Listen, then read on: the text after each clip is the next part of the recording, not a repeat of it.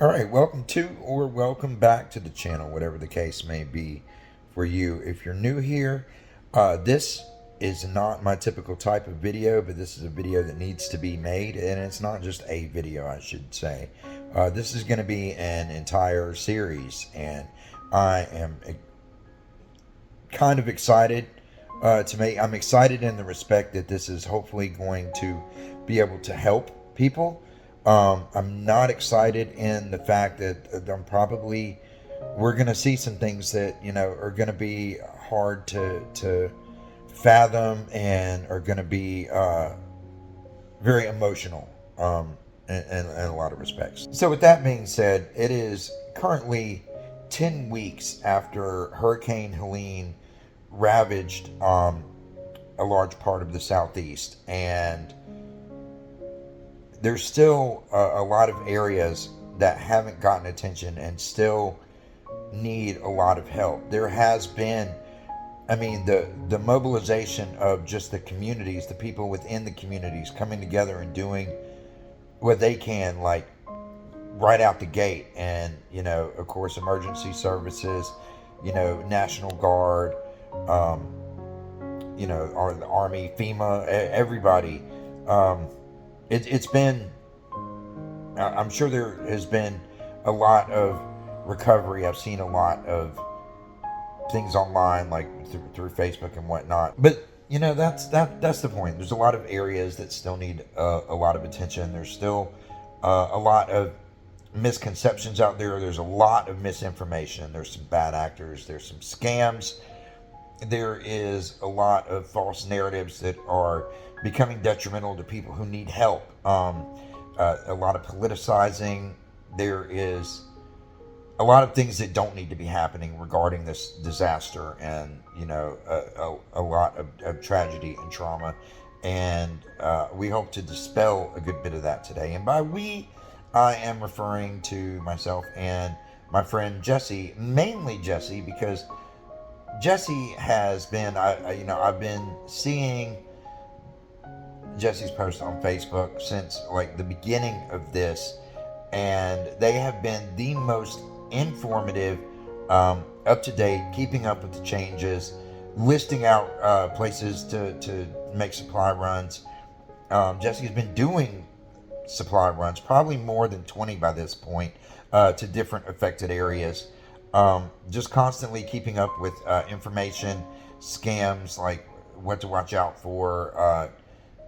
Just if there's anybody I was going to trust to be able to deliver information and help me do this, Jesse is the person, and I am so grateful and excited to have Jesse's help today. So this is going to be hopefully very educational for not only you but me as well, and I am looking forward to this. The goal and intention behind this is to not only just raise awareness and kind of let people know the scope and spectrum, like just how broad and devastating this was, but also kind of highlight the strength and hope of these communities, and get attention to the ones that still need help. And also every bit of revenue, anything that all of thing videos generate, any proceeds, all of it is going to be directly donated to the relief funds. We're gonna research and figure out which ones are going to benefit the most, need the most financial assistance still, and we will allocate any revenue generated accordingly. So that is how we would like to help. And hopefully you will share this video with friends and family, because the more eyes, of course, the more these will generate, and the more we will be able to help. And that is something you can do if you have been wondering how to help, because the relief efforts, like I said, it's 10 weeks later, but it's going to still be even more than another 10 weeks. It could be years for some of these areas to rebuild, I'm still kind of at a loss for words for a lot of it, but we hope to show you a lot of that in today's adventures and the days to come. I don't know how many different how many days we're going to be working on this or what all we're going to be covering. I just know this is the beginning. We're kind of flying by the seat of our pants and just seeing where the journey takes us. But yeah, hopefully you will enjoy riding along with us and learning as I do. All right, so buckle up. Here we go. So I am currently on my way to Spartanburg, South Carolina. Been on the road for a little bit. Just left just outside of Hickory, North Carolina. Just crossed the state line into South Carolina a minute ago. So by the way, this is Jesse. Jesse is driving and taking us on this, dare I say, lovely adventure. I don't know if lovely is the operative word here or the appropriate word by any means, but it is going to be an exciting and informational journey. We're going to be covering a lot of very interesting things, dispelling a lot of misinformation, showing you a lot of recon and like recovery efforts and rebuilding and things that still need attention and everything in between, like anything and everything related to the aftermath and ongoing relief efforts of Helene, from South Carolina all the way to Tennessee. That is what we are bringing you today. It's going to be all in one trip. We're going to show you as much as possible. And even here in Spartanburg, you see these large debris piles, but we are very lucky that this is where we're at now, 10 weeks later, is that for the most part, we're cleaning up the last major debris piles along the roads. The biggest issue is that we've still got a lot of trees down on homes. We've got a lot of roof damage. We've got a lot of home damage that happened as a result of the storm. The vortex of the storm ended up traveling further east than was anticipated on that morning, 9/27, and it actually came up basically directly through Spartanburg and Greenville.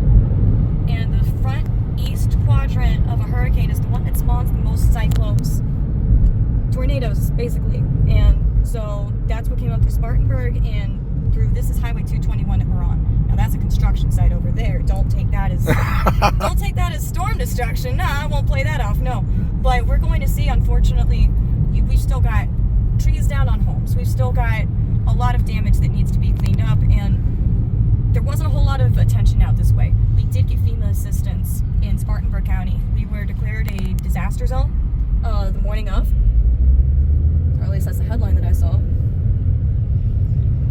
Okay, so that's good to know. That is pertinent information.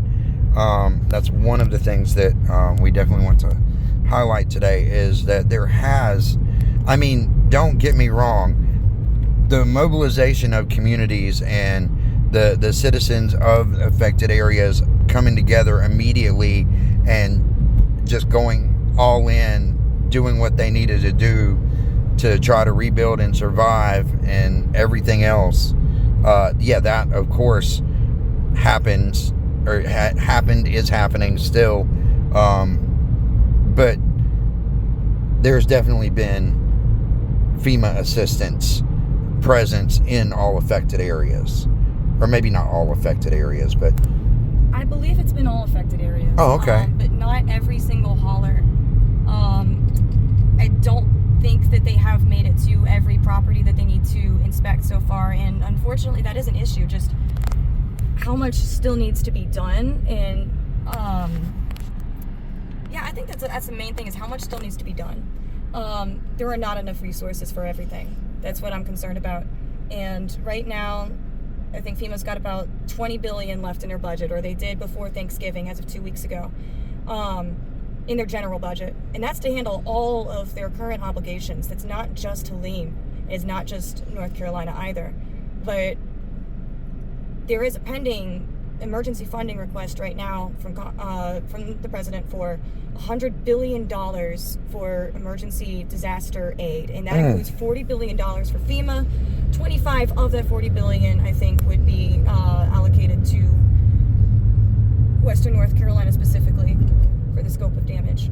And then you consider the other $60 billion that would go to other departments like the Department of Agriculture, the Department of Transportation, Department of Energy. These are, Department of Housing, I think. They have a lot more to do in the long term once FEMA pulls out as we continue to rebuild. Right. Because as the disaster response changes from the short-term, immediate triaging the situation, at first we just needed to get, critical supplies, food, water, basic essentials to people up north in the mountains who, everything got wiped out, including the stores, including the trailers, including the warehouses. Everything got wiped out. We had to replenish. Then it becomes, where do they sleep, especially as it gets colder?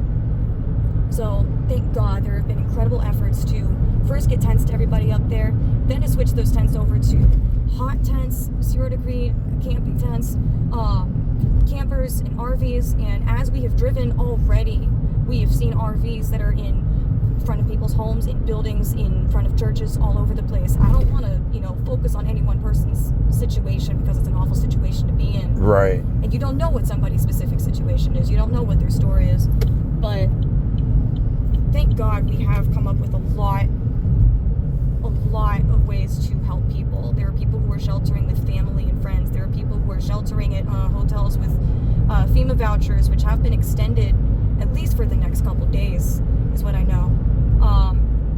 But then what happens after that? What happens when FEMA runs out of money to pay for all of those hotel rooms? That's a concern that we definitely have here in the next few weeks. It's just getting pretty brutal, the cold. Yeah. Here right now, it's in the 40s and going up, because it's still first thing in the morning. Up in the mountains where we're headed, they took very strong winds last night. Up in the high country, Avery, Watauga, Ashe counties, it was forecast to be up to 60-mile-per-hour gusts just last night. And cold going down to, in some areas, wind chill close to 0. So that's brutal. Yeah. To be trying to sleep outdoors in those conditions. Even a camper is not always enough. And unfortunately, the ones that are donated are not always in good condition either. And so people are trying to insulate them the best that they can, shelter themselves from the wind the best they can. I was looking at some of the reports today, this morning, about how people were faring last night, and it's rough. So we're going to see all of that. It's like, am I saying that things are going well or things are going terribly? It's both, or it's somewhere in between, or I don't know. Yeah. It's messed up all over the place. And that's what we're going to see, because we're going to be going all over the place. It's like just complete and total uncertainty on so many levels. It's like, there's hope, but then there's also, so much that I guess is so bad that there's plenty of people that feel like there's not hope. Like, a lot of stuff that's going to take time, and I guess is really, there's so many people that really are, I think people don't understand, like, just how widespread and how severe things happened here, and, like, out of sight, out of mind. Like, I don't know, I feel like a lot of people have completely just kind of turned a blind eye, like, okay, well, we got a few weeks of this on social media, I guess everything's good now. Like, and it doesn't work that way at all. Like, I think there's going to be people that are going to be dealing with the aftermath of this for, like, potentially months or longer to come from now. We just passed that Angles back there. Uh-huh. And I can still remember coming up this highway in the first few days after the storm of, all these big trees you see were cutting down now when they were still sitting on people's houses. And that Angles, of course, was closed. The power was out. Power lines down all over the place. Some places, some gas stations were able to operate basically by generator and almost candlelight. Right. But other than that, it was hard to get even just the basic essentials out here. And, thank God, and the community came together for each other. And Chesney is one of the best examples of that. We're going to pass straight through, but unfortunately also took massive damage and really got overlooked in the overall response, both social media and I don't even know about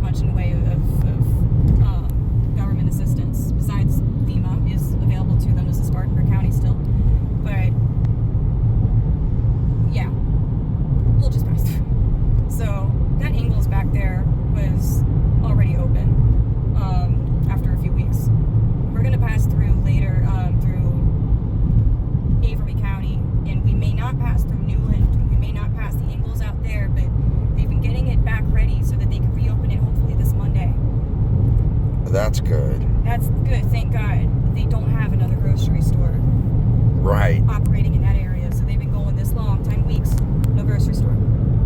10 One Dollar General weeks. that opened up at some point. Another one that they're working on opening up, I think, by Ingles.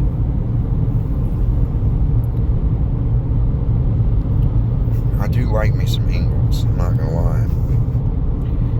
Their rotisserie chicken salad is on point, especially on a croissant.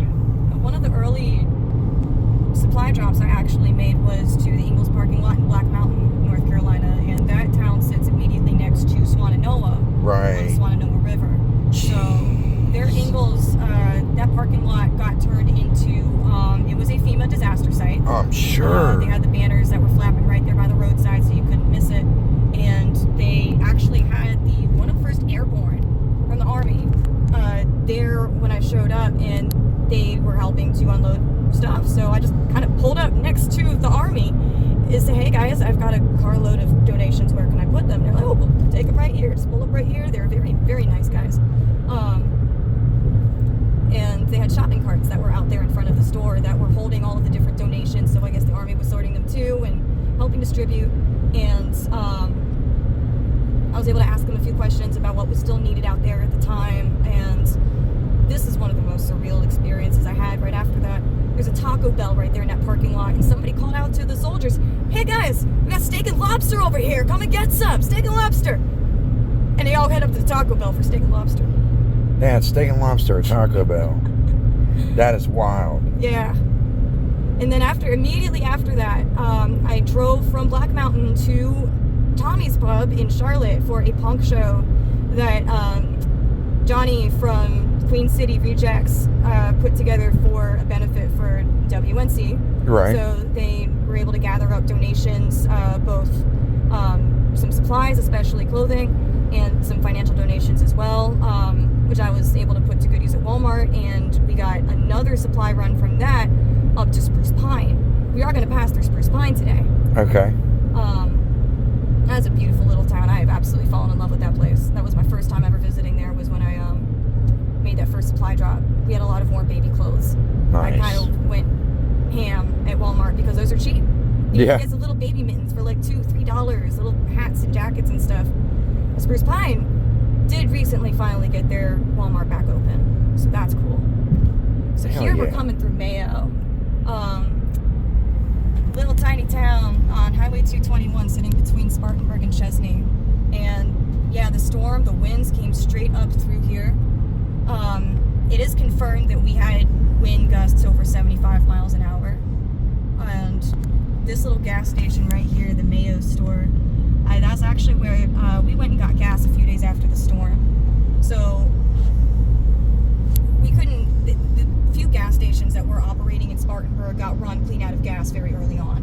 So we're driving around, there was that QT back there by 85, but the line was going to take like 2 hours to get through. I'm sure. Well, this one only took like an hour and 15 minutes or something, because it's more rural out here. Yeah. And that gas station was operating by a generator, which was enough to keep the gas pumps running and keep the lights half on. They could only operate by cash, and it wasn't enough to keep anything cold. Wow. But you were just grateful to have gasoline. Yeah. The line was very long, just stretching out here through Highway 221. The locals would actually jump out the back of the truck every once in a while and help direct traffic.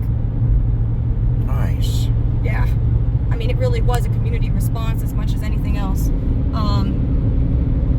And the amount of effort it took to clear all of this. You will see there are tarps on homes, and the only reason I'm showing this is because I want y'all to see there is still home destruction out here in Spartanburg County. There are still folks who need help. This area in particular, Chesney and Mayo, could benefit from roofing contractors who are willing to donate their time, materials, anything, just to help with that effort, just to make people's roofs sturdy again, especially with this cold that we've been having.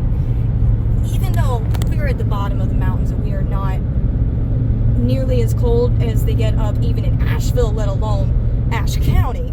Right. Which are two different places. Yeah. But down here they need help too. And if there would be any contractors that would be willing to help out, I would suggest getting in touch with the local churches around here. That's how you really get in touch with the local community. If you don't know how to reach out to the local community, who to talk to, what do they need, who knows the rural Carolina South communities better than the churches? That is true. And so from day one, a lot of that response has come from the churches, a lot of that community response. And I think people probably sought them out for shelter at the beginning of all this, you know? Especially, let's say your home wasn't just damaged, it was destroyed. Where do you go? In some communities, the church was the only building left standing for the public to even access. So, and there is a duty to come together in times like this. And so that is what happened in so many situations. And then there was a lot of nonprofits that were already operating in this region before this happened. Thank God for Samaritan's Purse. Even though they are international in their scope, they are actually headquartered in Boone. And so they were on the ground immediately to assist. Even the utility workers need to be shouted out. They need to be shouted out because it was so much work that they put in at the beginning, you know, night and day to get all of these power lines fixed up, to get all of the trees cleared. Here along 221, we had giant trees that were laying out into the road where only one lane was cleared. So there was a time you wanted to really stick to these inside lanes because otherwise you were, you know, risking to come around a turn and there's giant branches in the way. It's actually dangerous. Yeah. In some areas it was even worse. So to clear all of that just to make it possible for us as neighbors to access each other, to reach each other and help with what we could do, it really took those utility workers at the beginning, and that was incredible work that they did through extremely difficult conditions. And they're going home in a lot of cases to their own homes that don't have power. Yeah. You know, the fact that it did take weeks in a lot of cases to get the power restored, these are local workers too, you know? It's their community as well. But then we also had a lot of crews that came in from all over the place. They were coming up from Charleston, from Wilmington, from the north. Up in Ashe County, they even saw crews that were coming in from Canada that had the maple leaf on the side of their trucks. So wow. We have so much to be grateful for. So many, you know, people who came in, volunteers and workers alike, in order to support in all kinds of different ways. And even driving through here, I see, you know, the Band-Aids, the patch up work on the power lines and such, and stuff that still needs to be replaced with permanent fixes. All of that takes money. All of that takes time. It takes manpower. But it does actually need to be done. Yeah. Temporary fixes have stabilized us and allowed us to come back as a society so that we could support each other, thank God. But, you know, they will eventually come back down with the weather conditions, with the next time there's a bad storm. We've been incredibly lucky with the weather so far this entire time. Even with this cold snap recently, for 2 months after the storm, we had hardly any rain. And that allowed people to get those tarps over those roofs. It allowed people to get into some form of shelter. It gave us time. Yeah. I mean, that is one thing that I noticed that I know everybody was like incredibly grateful for, is that there wasn't like rain for quite a minute afterwards following. You know, there was like time and opportunity to, the ability to be able to do stuff without worrying about more rain coming and just ruining everything, all the efforts. I remember coming through Little Chesney here, one of the first days after the storm, and right around here, I think right over there maybe, they actually had people who were grilling hot dogs and offering free food just on the street. They were practically throwing free hot dogs in my car. They were like, please have some free food. We just want to feed you. We just want to help the community. We just want to do everything we can for each other. And God bless everybody who was involved in that. And it was hard even to reach up here. It was hard even to reach Spartanburg. It was hard even to reach, you know, towards the west. People didn't know if they could get out here or not. They didn't know if they would get turned away. There were rumors about checkpoints and donations being seized or donations being turned away. The whole town turned me away at the border or something. It was kind of ridiculous. It was very ridiculous. I never saw any of that. That's one of the things I definitely wanted to touch on and ask you about from your personal experience, because I know you've been out and about through like the majority of these places, and like, you know, you've been doing a lot to contribute and help, and like talking to people, and just, you know, even the stories you just shared with us, like of what you've seen and experienced. You haven't seen any of these, like, I guess, I don't know, people are like saying or hijacking all of these donations and stuff, or like, you know, taking them from people, and like, I don't know what exactly they think is being done with them, but it seems counterproductive and doesn't make a lot of sense. Oh, it makes no sense at all. I mean, the donations that we were bringing up, especially at the beginning, this was bottles of water and canned food and coats and, you know, not extremely valuable stuff. You know, generators and heaters and propane if we could as well. But a lot of those donations were very basic essentials that you could get at a grocery store if you have a grocery store available. It's that they didn't. And so one of the first supply runs, well, the first supply run I made actually was coming up here, up Highway 221 to Rutherfordton, and then from there east to Spindale. And a friend up in Rutherfordton helped me find the supply location in Spindale. It was a thrift store called Fowler's there on Main Street, and they were able to pull supplies by ATV or by flatbed to Old Fort as well, because they knew the back trails. Because the locals who are from this area and have grown up in this area their whole lives know the trails. So when, you know, they're sitting there in Spindale and their sister is over in Old Fort, and they got absolutely nailed by that storm, and they're in dire need of everything. I remember asking them at the time, what's needed up there? He said everything. That was week one. It was a couple days afterwards. Yeah. But no, at no point did anybody try to seize those donations. In fact, they actually cleared Highway 221 in front of me, and we'll pass by in a couple minutes the location where that happened. Because we're right here near the state line now. We've passed through Chesney. This community actually is called State Line. And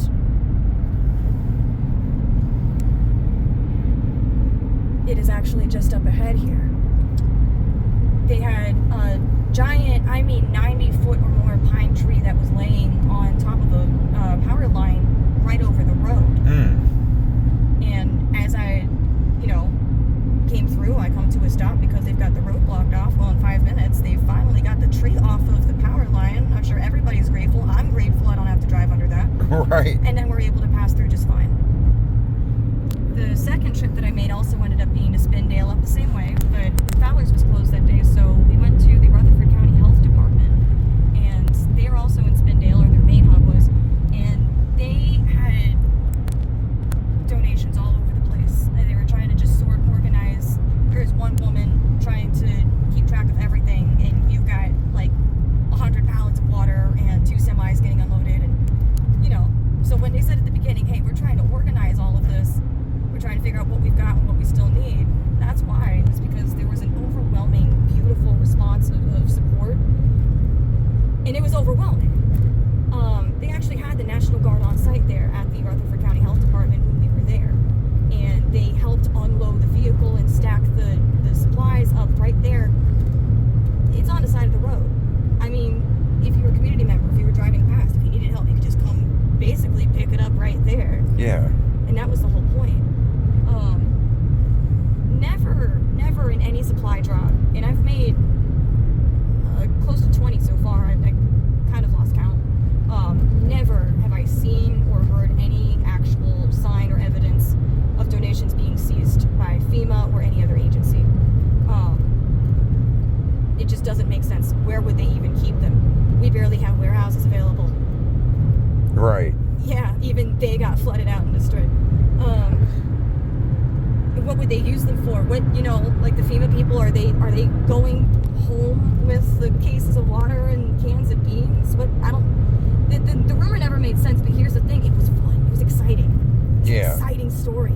Oh man, FEMA's pirating the donations. Oh man, now it's got people's attention on TikTok. Now people are asking questions and having conversations with each other, but they weren't coming out here to verify. Right. You know, it was just another internet topic. It almost like serial killers and horror stories where they're like, man, that is crazy and wild. But, you know, it's like people out in Lincolnton, and I'm like, well, you know, you could take 74 and come out and see it for yourself. And they didn't. I think the story is the FEMA rumors, especially the donation being seized rumors. It gave a lot of people an excuse not to donate. Yeah. Not to support. Oh man, I'm not going. You know, what if FEMA takes it? They're not. But what if they do? Well, they're not. And people really needed it up here. It kept people alive in the first weeks after the storm. And it's still keeping people alive in areas right now. And there are a lot of people who lost their income. There are a lot of people who completely lost their homes. Or their cars. Or something. All of it. All of it. There are people who need to conserve the funds that they have for major home and property repairs. Yeah. It costs a whole lot of money to get a new culvert installed just so that you can put a new driveway in. Oh, yeah. Oh, man, I've been learning some things about construction. Just hearing the reports. I'm not even involved with those types of efforts because I don't know anything about construction. You don't want me telling you how to fix your house. You don't. No, I wouldn't be doing you a favor. At this point, we are in North Carolina. You actually cross over the border, you don't notice it. And there's never been like a checkpoint at the border or something, and I live so close to the state line, I would know if there was. Yeah. And all of the trips that I've made, if there is a roadblock, it is for your safety, and you need to heed that. The only times I have been turned away, or it's just not really possible or safe to move forward, it's because it's really not safe to move forward. Oh, that's another thing. You know, you brought up TikTok and the roadblocks and everything. There are so many people, I call them disaster tourists, who have no intention of doing anything to help out, and they don't want to listen to locals or law enforcement or, you know, National Guard or anybody, and they want to go off and do their own thing to make their fucking viral TikToks about the damage, and they just end up putting themselves in more dangerous situations and end up like having to pull attention and effort to keep them safe because they've done something stupid, and they're taking effort and attention away from people who are already like in desperate situations out here, and now people that have no business being here are putting themselves in situations. But you know, that's just I guess a really big annoyance of mine is just seeing all the people making TikToks about, oh, look at what happened in the mountains, and they're like not even from anywhere near the region. Oh yeah, that was a problem, especially in the early days after the storm. Once the word started to get out about how bad Asheville and Chimney Rock were hit, but we still hadn't heard from a lot of other communities at the time, so people were just focused on Asheville and Chimney Rock. And there was a conspiracy theory rumor that got started very early on, that sparked from one Facebook comment from one profile nobody even knows. And somebody said something about lithium. And here's the problem. There's no damn lithium in that area to begin with. There are no lithium mines. Absolutely not. No, the gem mine at Chimney Rock is a tourist attraction. The flume mine anyway. Yeah. And nobody builds mines underneath of flooded lakes and disaster zones. The Lake Lure is the worst place you could probably think of to try to build a mine, plus the bedrock under there, which we saw tore up, and you know, all those white rocks in the Broad River. That's granite. Yeah. The Bat Cave, the actual Bat Cave itself is the longest granite fissure cave known in the world.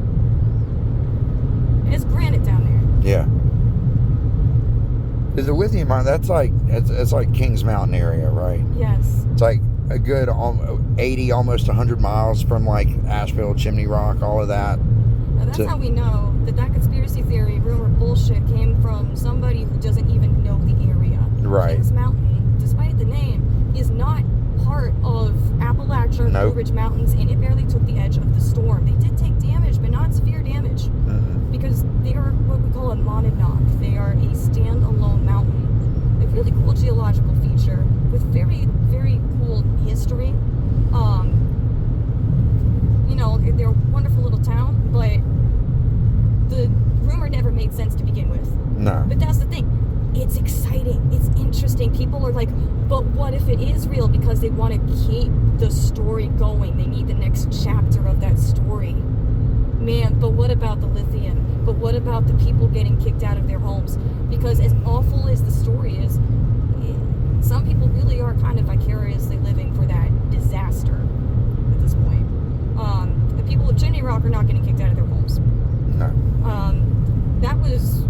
That area, Chimney Rock, Lake Lure, is mostly retirement communities and very high. It's pricey real estate, to be honest with you. You gotta have some money to live out there. The jobs out there are mostly tourism and don't keep up with that. So that's why, again, it's mostly a lot of retirement communities and such. I'm gonna tell you right now, they're not giving up those houses.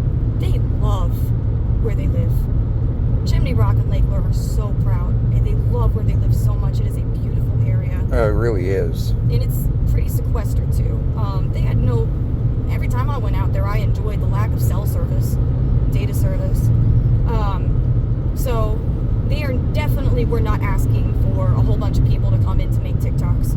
And at the time when, relief, recovery, rescue efforts were still ongoing, the stories that I heard from people in that area about what they were seeing from the disaster tourists were disgusting. Yeah. The behavior was actually really awful, and these are the same people who say they raised awareness, but it wasn't done the right way. It was done for very selfish reasons and selfish ways, and it didn't even raise the right awareness.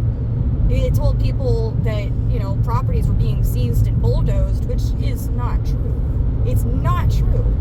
And Chimney Rock will be open on December 14th, and they are inviting the public to come out and see for themselves the rebuilding efforts that have gone on out there. And to support the businesses, which the rest of the time you'll find at the Tryon Equestrian Center in Mill Spring, just off Highway 9. Highway 9 is the safe route to take to get up to Lake Lure. You cannot access through Chimney Rock. You cannot access through Batcave. It's not because the government is mean. It's because the roads are destroyed. Yeah. We will not make it to Batcave today, unfortunately. And I actually checked the road conditions out there right before I left. I was thinking about it.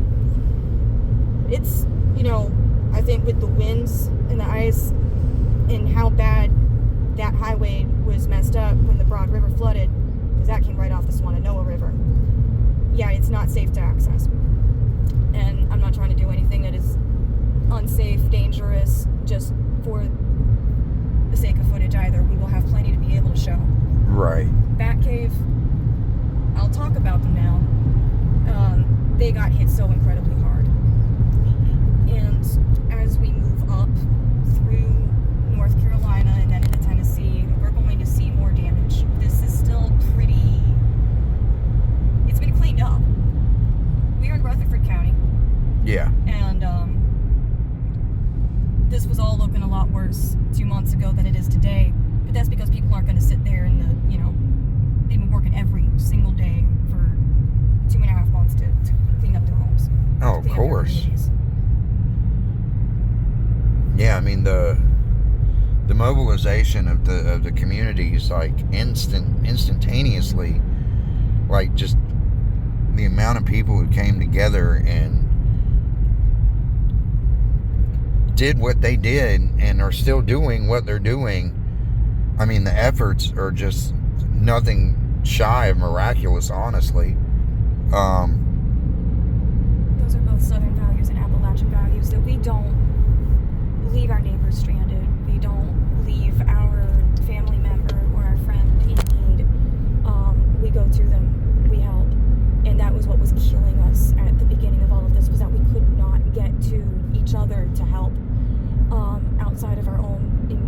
communities, and sometimes not even that. Some people couldn't hardly get out of their properties.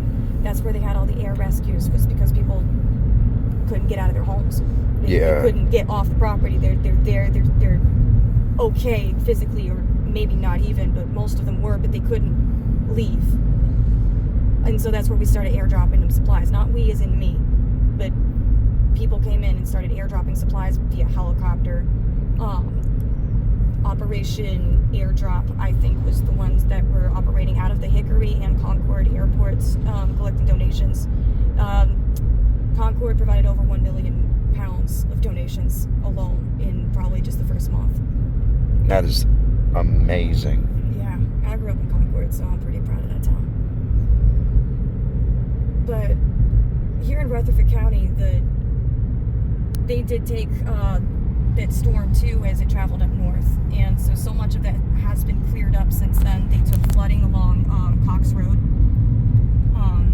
which we haven't made it quite that far north yet. You do still see the big trees down, but of course we cleared them off the road so we can move forward. Chimney Rock and Lake Lure do sit in the western corner of Rutherford County, and so that's where the main damage is still concentrated in this area. Yeah. And that's not to say other areas that are off the main highways didn't get messed up. We've got smaller, not even towns, but communities like Gilkey and Union Mills that don't get as much attention, generally speaking, as the bigger areas like Roughton. Down here, actually, I think we're coming close on Cox Road.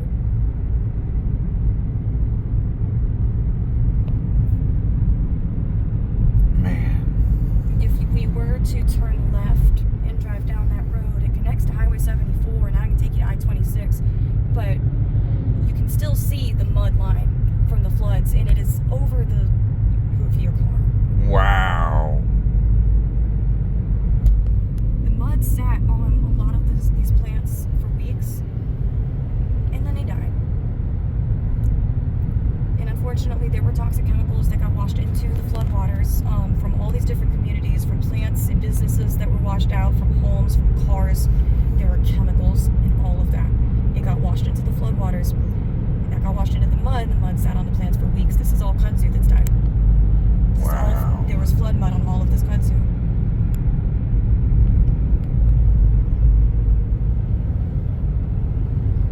We'll be here in Rutherfordton in a few minutes, and there is a scam that was going around on Facebook just in the past few days. It's a really scary one.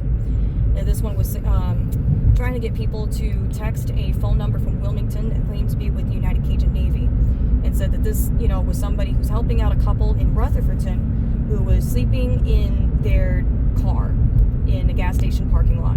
But they were still sleeping in the same clothes since day one of the storm, and they were in desperate need of having their battery jumped and any other assistance they can get. And I'm like, well, why the hell would they not ask for a jump in the gas station parking lot?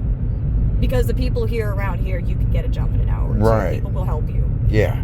For something like that, somebody's got cables in the back of their car. Probably half the people got cables in the back of their car. And on that note, why would you be sitting in the same clothes for 10 weeks? Yeah. As you can see, this area is not devastated. It's not difficult to reach with support. In fact, the homeless shelter in downtown Rutherfordton was hosting a clothing drive recently, and the downtown businesses were collecting clothing for the drive. What do you mean you're still sitting there in the same clothes from the first day of the flood? What do you mean? And, why would all of this be handled via a social media text message chain? Why would somebody not just go out there with jumper cables? So I reached out to United Cajun Navy directly on that one. And yeah, they confirmed it was a scam.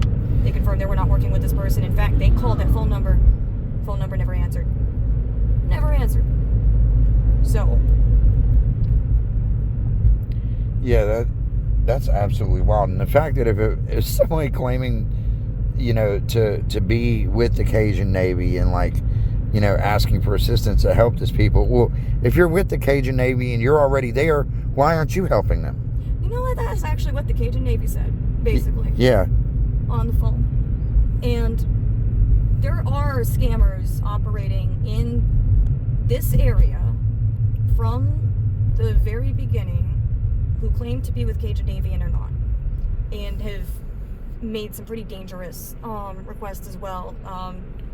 At one point, some people wanted me to go out with them on a search and recovery or some kind of run. They wouldn't be specific about the details, all the way up to like Spruce Pine or Pensacola, or they weren't even totally sure where.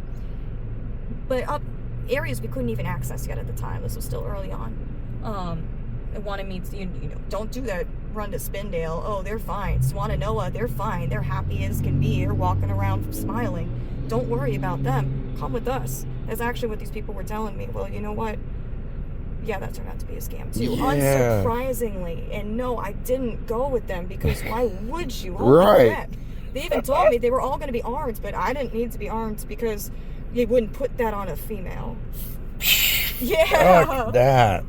So, I don't thankfully know any woman, I think, who would fall for that one, but it's just scary what people have tried in some cases. And so there are a lot of people online who are sharing everything they see and getting involved in every way they can because they are trying to be helpful. There are people who even, they tried to vet this request in advance, but reach out directly to the groups that these people claim to be with, because yeah, the groups exactly. are legit. The claim is legit.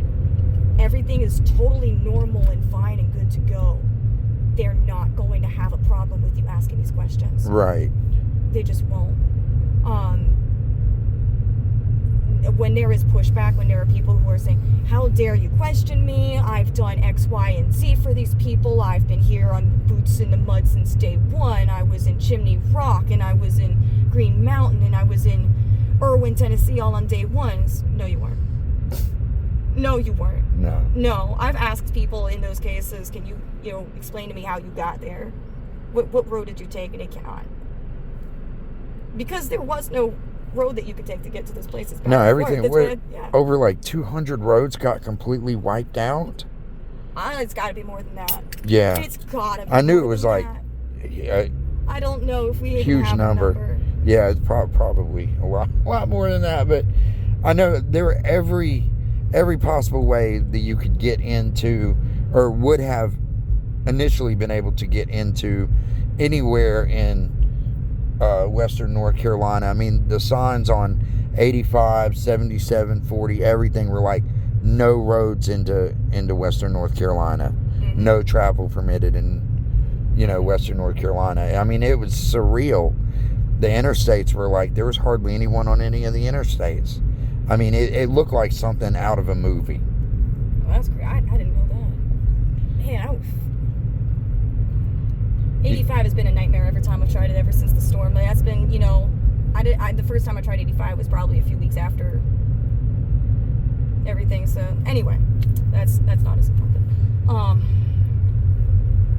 Yeah. So Spartanburg, city I love, so important to me, is called Hub City. We're called that because we are a logistics hub for the mountains and have been for over 100 years. Asheville has always, for a long time, been a coveted destination for wealthy tourists, and they would take the trains up the mountains before we had highways, before we had cars, and all those trains came out from Spartanburg County like the spokes on the hub of a wheel, and some of those went up to the mountains. One of those took the track through the Saluda Grade that is now basically I-26 or Highway 176, which is wiped out in the Saluda Grade, unfortunately, because of the damage that happened out there. The Saluda Grade was the steepest and most dangerous railway in the continental United States. Wow. And there were deaths that happened from runaway trains. There were deaths that happened, many deaths. I think over 400 people died constructing that railroad in the first place from Asheville to Spartanburg. And unfortunately, most of those people were incarcerated former slaves after the Civil War who were incarcerated. They were arrested on some type of trumped up charges and they were forced to work on the railways. Guess what? The people who owned and ran that company were actually former Confederate generals. Of course. And you can actually find all this information at the Rail Museum in Saluda.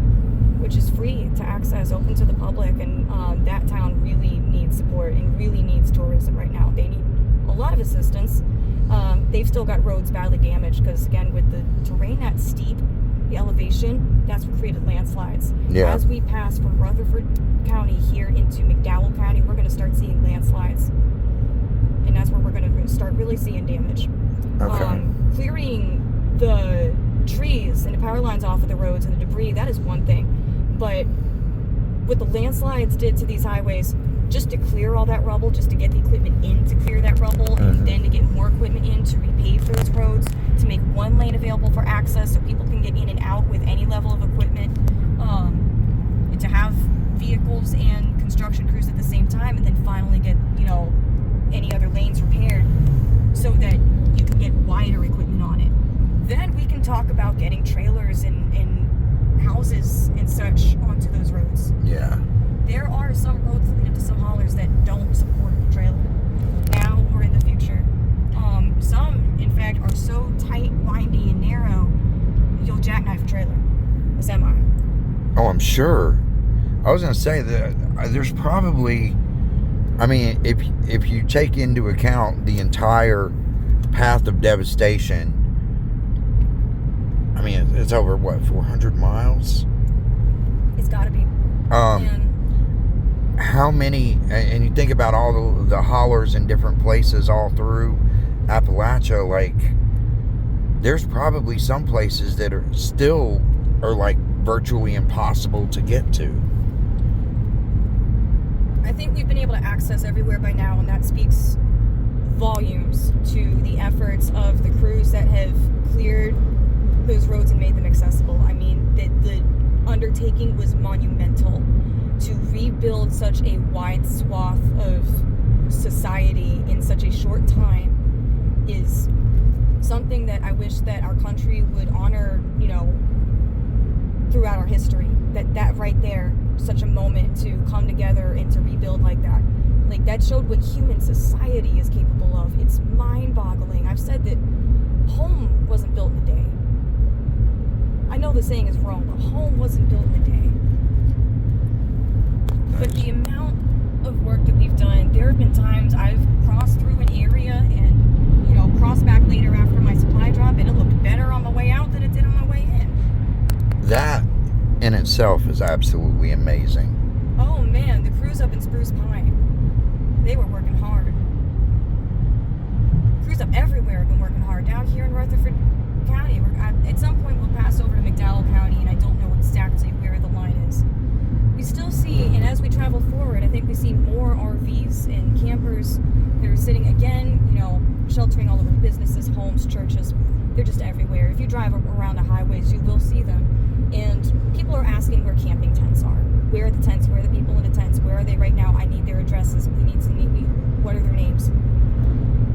Man, if everything I owned was in a camping tent, and I'm worried about looters, and I'm worried about just keeping the last of what I have to myself. I don't want you to know exactly where I am at with the last of what I have. Right. I don't. No. Give people some privacy. Everybody's going to respond in their own ways. I have seen and engaged with people who were sitting on the side of the road with a sign that said, "Please help, we lost everything." Yes, we'll come to you, we'll help. But if somebody is not, they're hanging back, they're not waving their arms and asking for help, they're not posting in social media groups, they're not reaching out, leave them alone. That's my personal philosophy. Leave them alone, because I believe that is what people want in some cases. Yeah. Be left alone to heal as much as to rebuild, because the trauma out here has been absolutely insane. And as we're driving right now, you're starting to see some more deforestation. You're starting to see a few more landslides. Yeah. Now I'm seeing it, especially here on the right side, on the passenger side, I guess. So 221 is a highway that does not run alongside a major river or creek or anything, and so that has definitely helped with restoring access. It goes north-south via this highway. Thank God, because that's gotten us actually to some of the worst hit areas. I keep saying that, and it's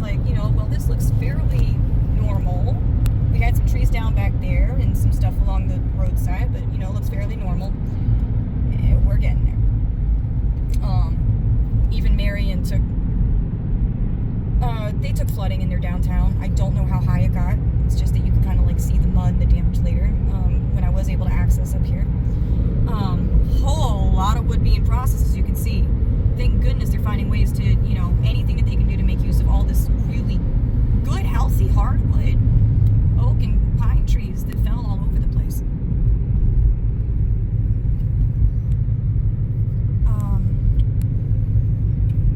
I remember when the storm first came through Spartanburg, and the winds picked up about between 4 and 5 a.m. The storm hit us about 5:15 in the morning, but the trees started to snap all over the place all around me. The oak and the pine trees about 2:15 in the morning. I've confirmed that with my other neighbors too. It was before the winds picked up. It came from the result of the flooding that was happening. So the deforestation that has happened, there's the most severe damage you'll find is along the rivers that flooded. And Appalachia is full of a bajillion rivers, streams, waterways. Some of them are underground.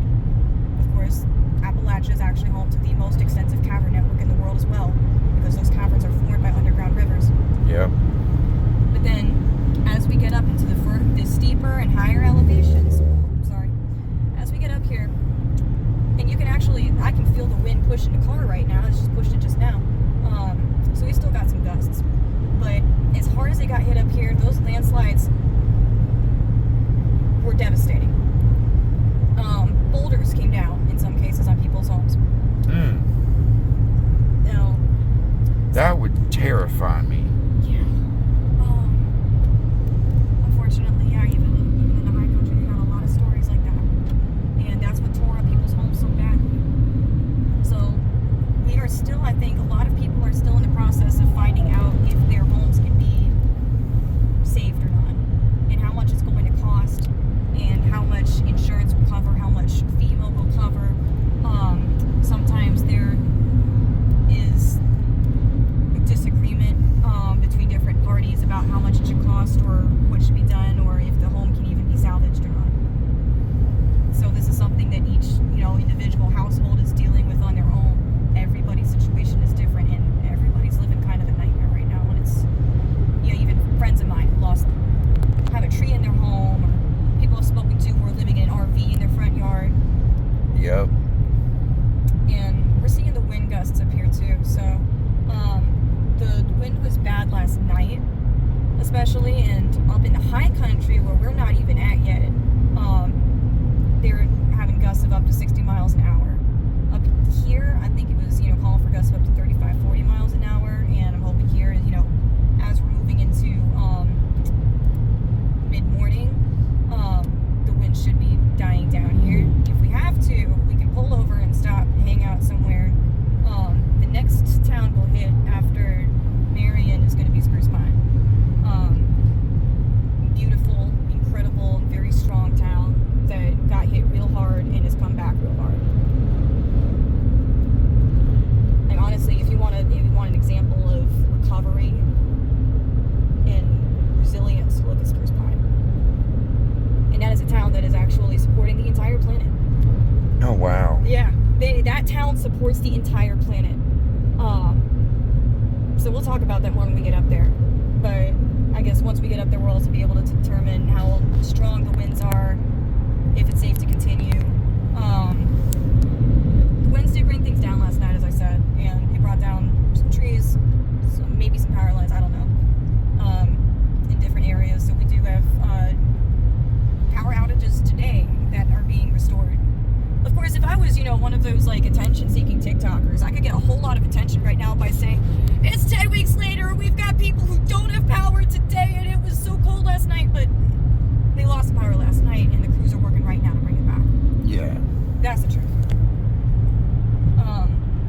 Context matters. Context does matter. Oh, man. Like the news story that broke today that, talking about how FEMA has apologized that a lot of the houses that were supposed to be delivered from Hickory up to the mountains weren't delivered yet as they had scheduled. And that is, of course, serious for these families. And there's a lot of frustration, there's a lot of concern. Here's what that news story left out. The ice has been bad on those roads a few times recently, especially in the high country up in Avery and Watauga counties, where they have some of for them to be sitting in Hickory near I-40 instead of, Spartanburg or I-26, that gives them better access, actually, to the high country. Yeah. Here's the thing. It's like, Swananoa. Swananoa needs those houses, too. Buncombe County needs those houses. We've got people in every county who are in need of shelter right now. There's not enough houses. There's not enough shelter for everybody right now. They didn't have enough resources for a disaster of this scope. And some of that was actually downsized in the past couple years before this disaster happened. So as we have more severe weather events that affect a larger area, affect a greater portion of the population in worse ways, we cannot take away from the resources that we have to deal with that. We are going to have to add to those resources until we have actually started to tackle the root of the problem. The root of the problem is climate change. Let's be honest. That storm sat in the Gulf of Mexico, where you consistently have some of the warmest surface temperatures in the world. In the summer, it's recording over 100 degrees Fahrenheit ocean surface temperatures. Right. So you can't even go into the water to cool down. And I ask myself, in what human society throughout human history have we not been able to go into the water to cool down? Exactly. Ever. The storm sat in that Gulf and it swelled in a short period of time to a massive scope. Mm-hmm. And in the days before Helene, when we were already taking a whole lot of rain here, which was being pushed this way from tropical air. Yep. It's being pushed through. It just, the winds had not come through yet. That storm, the forecast started to change. It was supposed to veer further west. No, so now it's starting to veer further east. It was going to pass more centrally over Tennessee. It was going to hit the western edge of South Carolina. I was worried about Walhalla and Westminster, and it would have hit more the western edge of North Carolina. In Cherokee and Silva and Sapphire Valley, and that area would have gotten hit more based on the spaghetti models that they had at that time as the forecast changed. But because the flooding had already started in western North Carolina, Wednesday evening, Biltmore Village in Asheville was flooded. There were videos of cars driving around where they shouldn't be in floodwaters up to their headlights. Yep. Saw all of that for sure. Mm-hmm. Thursday morning, Hendersonville, downtown Hendersonville was underwater. Not Gaston County, like no. But Hendersonville was underwater, and the storm hadn't even made landfall in Big Bend yet. And I was like, oh Jesus, this is going to be bad. And the other thing I remember from Thursday morning at 1 a.m., because I'm an insomniac and I'm always up at, ridiculous hours. At 1 a.m. Thursday, the morning birds started to chirp. And those morning birds never chirp until at the very least 4 or 5 a.m. even in the summer. But the rain was coming in on and off, just soft, gentle downpours, and they would chirp right before it would rain. Every time. I think that they were sensing something in the air pressure. Oh, yeah, definitely. And I think it was already, we didn't know, but the storm was it was going to come in our direction. And Thursday, it rained nonstop. The river that ran behind my home was as high as I'd ever seen it. And I lived there for years. I told my neighbors I thought it was going to flood over the banks. They looked at me like, why would you say such a thing? And I'm like, yeah, no, there's more coming. And then about 2 a.m. on Friday, September 27th, I woke up and I knew the storm was on its way. And I was looking at the weather radar. I was watching it travel over Georgia, and I already noticed that it was traveling a little further east than what the models had predicted. I think it was probably passing over near Augusta by this point. And I'm also looking at the USGS water flow monitoring locations at rivers and streams, mostly upstream of me, which is western North Carolina. Right.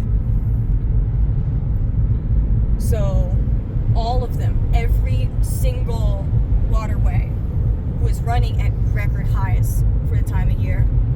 For September 27th of any year on record, that was the highest it's ever been before the storm hit.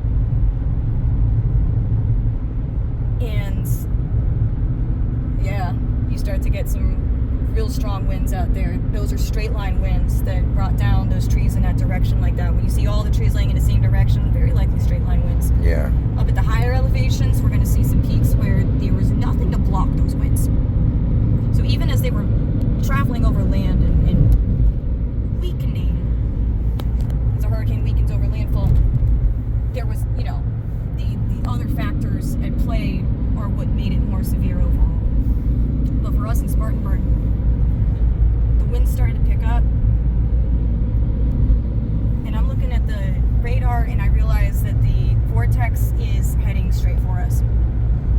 It is not taking the path it was supposed to take. No. And it was somewhere about 5 a.m. when the winds were strong enough to rip the storm door off of the tracks. My porch. I was able to get almost everything off the porch. There were some wind chimes that I couldn't reach before the winds picked up real bad, and I decided that was too dangerous to even risk. The winds ended up holding the chimes off of my wind chime. Well, I pushed over my 200-pound rocking chair, but other than that, I mean, that's nothing. That's absolutely nothing.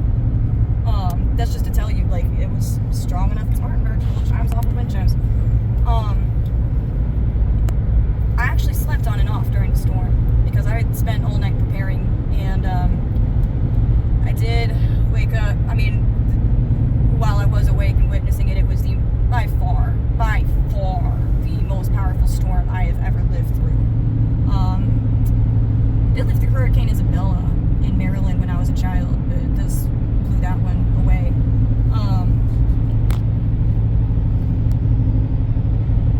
And yeah, at some point I fell asleep. 7:15 about, I woke up right before the power went out, and I could hear the river from my bed. Yeah. That ain't normal. Mm-hmm. That's not normal. And then the power went out, and I texted my boss, and I said, hey, sorry, but the power's out, and also I'm not going to make it in today. And she said, oh, you know, don't try. Please don't try. But the factory that I worked at, I was working in their office, but the factory did end up calling in their second shift. And they made that decision at 5 a.m.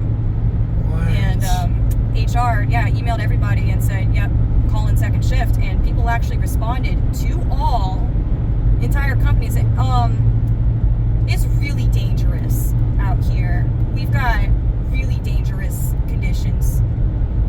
What? And they're like, oh, we'll let third shift know. Yeah. Mm-hmm. Meanwhile, there were other plants, industrial sites, where they did not allow their workers to go home before the storm got bad. One of those is the Black Mountain Distribution Center in Ingalls. Several of their third shift workers died in the flooding trying to leave. Damn. That distribution site sits almost on the river, which they knew was going to flood. Yeah. Impact Plastics was a chemical factory in Tennessee, which was hit by the Nollichucky flooding. They did not allow people to leave in advance. Some of those people died. Some of those chemicals washed up in my friends' yards in Asheville. They have poison and corrosive warning labels on them. Damn. Yeah, so when I say there is toxic chemicals in the floodwaters, there are toxic chemicals that got into floodwaters.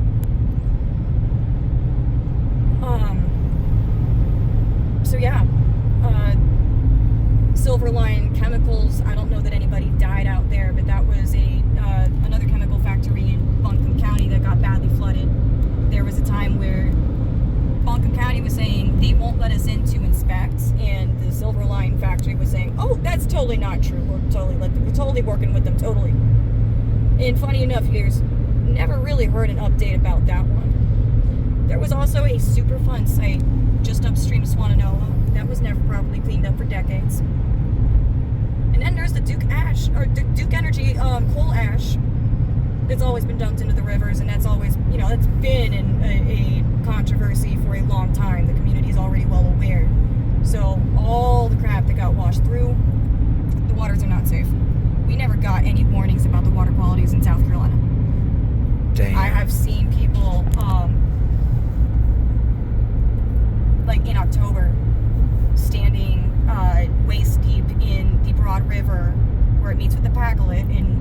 Congaree River fishing with no What? idea the water is full of E. coli, because at the same time, Oh my God. upstream in Lake Lure, where the dam is, you couldn't flush a toilet because the sewer lines were still messed up and feeding Right. into the lake, into the Broad River, and up there they were still reporting, hey, all of the other levels have gone down, but the bacteria levels in the Broad River are still high.